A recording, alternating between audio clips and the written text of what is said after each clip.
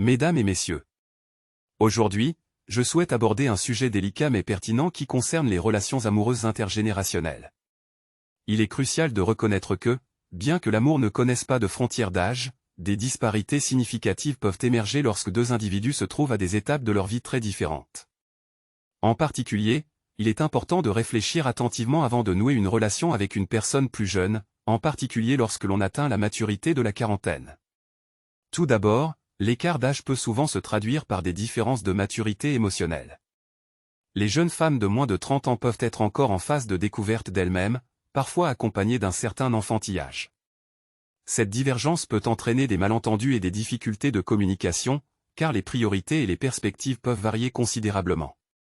La communication, pierre angulaire de toute relation saine, peut se révéler être un défi lorsque des générations différentes sont impliquées. Les expériences de vie et les références culturelles peuvent être très éloignées, ce qui peut entraîner des malentendus et des frictions au sein du couple.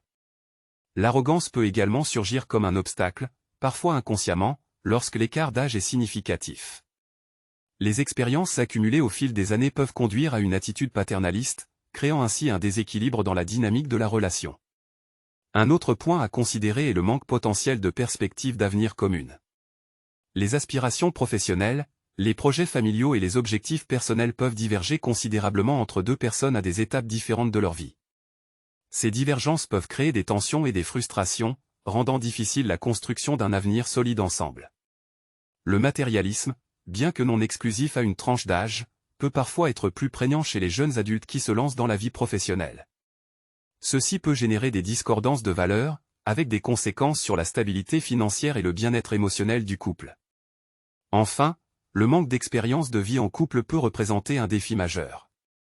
Les jeunes femmes de moins de 30 ans peuvent ne pas avoir encore traversé les complexités et les défis d'une relation à long terme, ce qui peut influencer leur capacité à faire face aux inévitables hauts et bas qui accompagnent toute histoire d'amour.